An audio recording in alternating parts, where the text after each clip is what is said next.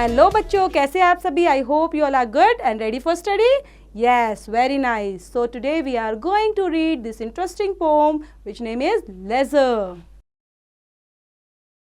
So leisure means free time. Okay. So what will you do? And what do you do in your spare time? So let's begin. What is this life if full of care? We have no time to stand and stare. No time to stand beneath the boughs and stare as long as sheep or cows. No time to see when the woods we pass, where squirrels hide their nuts in grass. No time to see in broad daylight, streams full of stars like skis at night.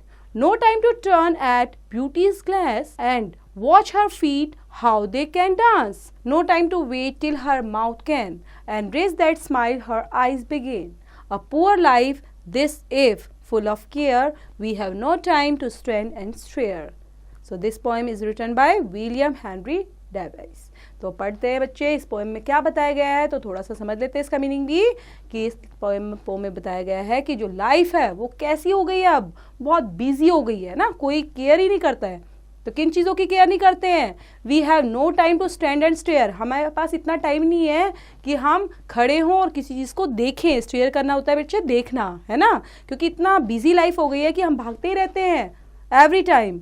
And no time to stand beneath the boughs. और हमारे पास इतना भी time नहीं है कि हम यहाँ पे जो बोज वर्ड है बच्चे, ब्रांचेज ऑफ द ट्री है ना, किसी भी ट्री के नीचे हम खड़े हों है ना कुछ टाइम के लिए, या फिर क्या देखें, शेप्स को, काउस को हम थोड़ा टाइम के लिए उनको भी स्टेयर करें.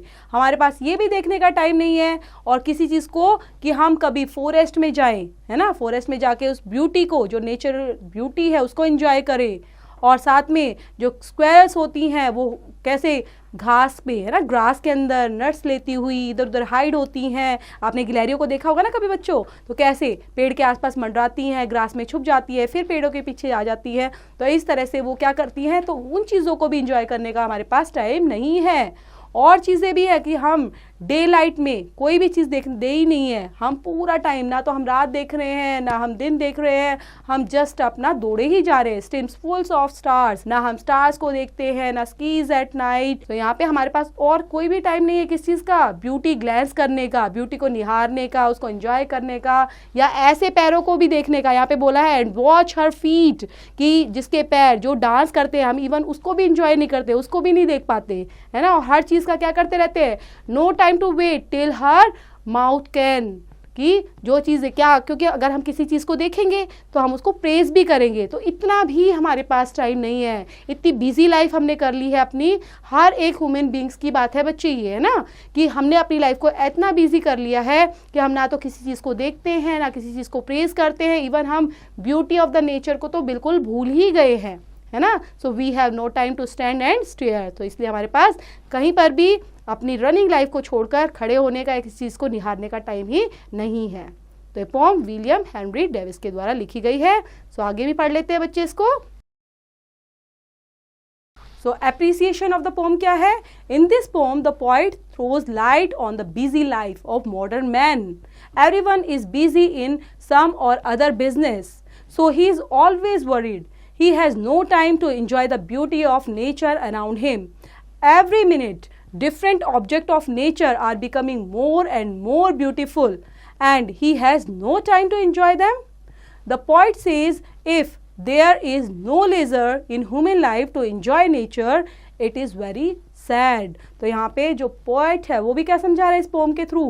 वो समझा रहा है कि लाइफ जो है वो कितनी बिजी हो गई है मॉडर्न मैन की, और वो क्या करता रहता है इतनी बिजी लाइफ में, हमेशा अपने बिजनेस में, अपने कामों में, इन्हीं चीज़ों के लिए वरी होता रहता है ना, इन्हीं चीज़ों की चिंता करता रहता है. और जो हमारे आसपास इतना अच्छा ब्यूटीफुल नेचर है ना, उसको तो ब्यूटी ऑफ नेचर जो है उसको एंजॉय करना ही भूल गया है. उसकी जो मिनट है, हर एक मिनट है डिफरेंट ऑब्जेक्ट्स ऑफ नेचर की, वो कैसी हो गई है, becoming more and more beautiful होती जा रही है, लेकिन फिर भी वो उसको निहारता ही नहीं है. और पॉइंट क्या कहता है, there is no leisure time. उसके पास फ्री टाइम ही नहीं है. जो ह्यूमन लाइफ है उसके पास अब एंजॉय, नेचर को एंजॉय करने का टाइम ही नहीं है. और ये बहुत बेकार चीज़ है, इसका मतलब बहुत दुखदाई चीज़ है. It is very sad. तो ये अप्रिसिएशन ऑफ द पोम था बच्चे, कि किस तरह से हमने अपनी लाइफ को आज के टाइम में बना लिया है। तो ऐसा नहीं बनाना, हमें कहाँ जाना है, गार्डन के अंदर भी जाना है ना, ब्यूटी को भी निहारना है, उसको नेचर का भी मज़ा लेना है और अपनी लाइफ को भी इंजॉय करना है। तो इसको पढ़ेंगे, रीड आउट करेंगे, इससे रिलेट करती है एक्सरसाइज बच्चों, डू योरसेल्फ।